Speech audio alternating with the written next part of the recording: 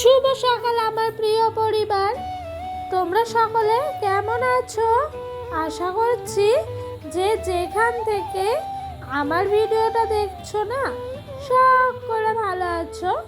তোমাদের আশীর্বাদ আর ভালোবাসা সাথে নিয়ে আজকের ভিডিওটা শুরু করলাম। এখন বাজে সকাল 6:10। তো আজকে হলো বুধবার।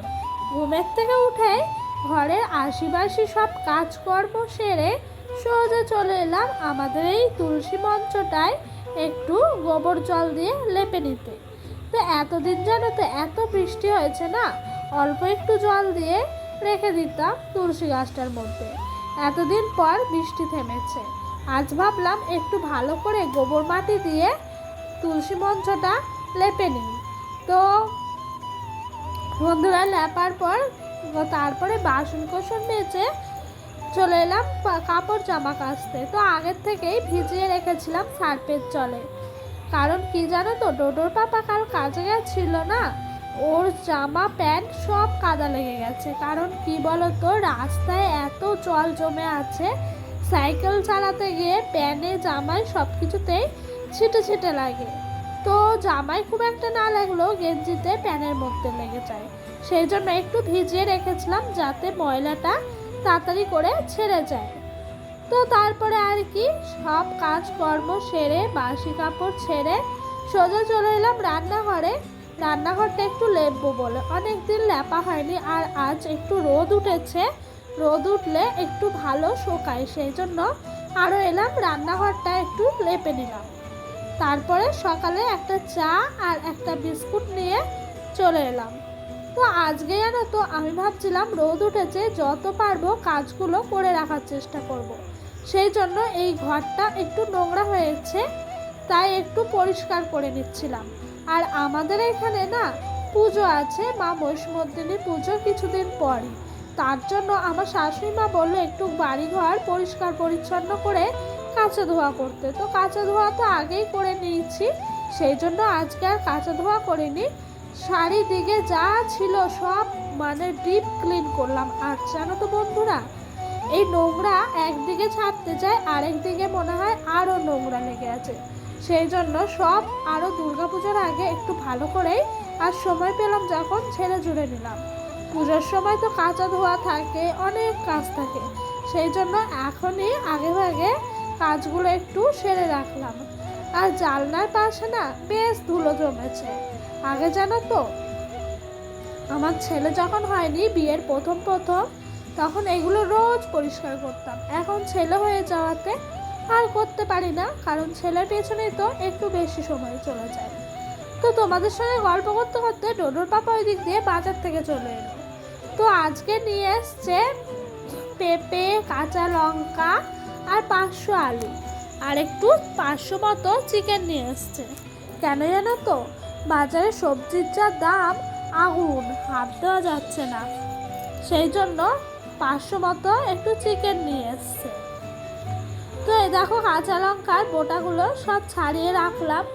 আর তারপরে বাড়িঘর সব পরিষ্কার করেছি, ল্যাপা পোছা সব কাজ সেরেছি বলে একটু মাথায় শ্যাম্পু দিয়ে দিলাম। কালকেও করেছিলাম জানো তো শ্যাম্পু, তাও আজকে একটু করে নিলাম। কি আর করব, এত গাটা চুলকাচ্ছে, আমার একটু অ্যালার্জি আছে ধুলোতে, সেই কারণে মনে হয় আরও একটু শরীরে অ্যালার্জিটা বেড়ে গেছে। সেই জন্য ভাবলাম না, ভালোভাবে স্নান না করলে আজ হবে না।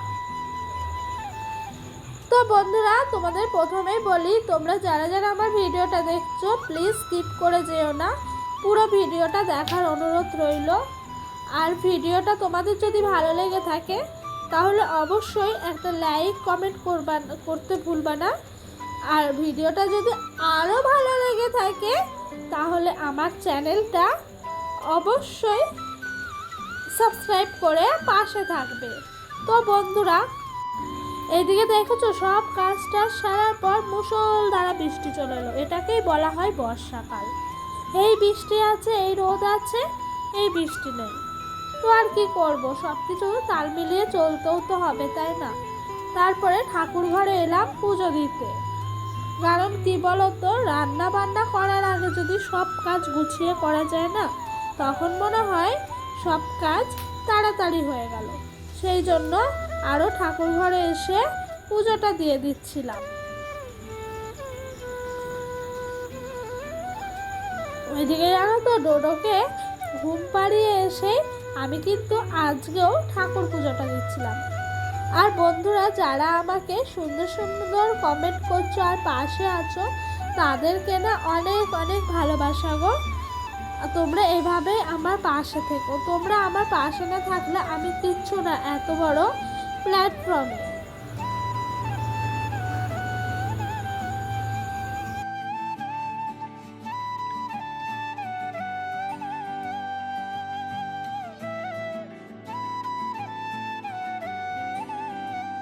তো বন্ধুরা ঘর পরিষ্কার করতে গিয়ে বিয়ের আগের কিছু পুরানো স্মৃতি আজ পেলাম জানো তো। এই যে দেখো একটা বর আর একটা বউ, হতে পারে এগুলো সামান্য, কিন্তু এর মূল্য আমার কাছে অনেক বেশি। এইসব জিনিসের সাথে সাথে না আমাদের অনেক কাহানি জড়িয়ে আছে, বিয়ের আগের কাহানি। তো এই যে সেই গল্প তোমরা যদি জানতে চাও তাহলে আমি আরেকটা ভিডিওতে তোমাদেরকে বলবো। দেখেছো এইদিকে একটা বর একটা পুতুল বউ।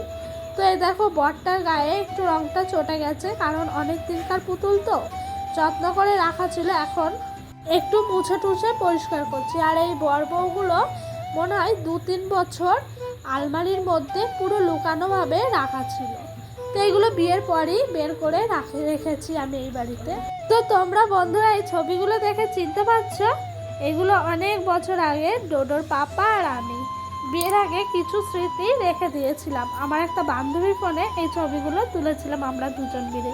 যখন আমাদের বিয়ে ঠিক হয়েছিল না, তখন ডোডোর পাপা আমাদের বাড়িতে গেছিল, সেই ছবিগুলোই কিছু মুহূর্ত রেখে দিয়েছিলাম।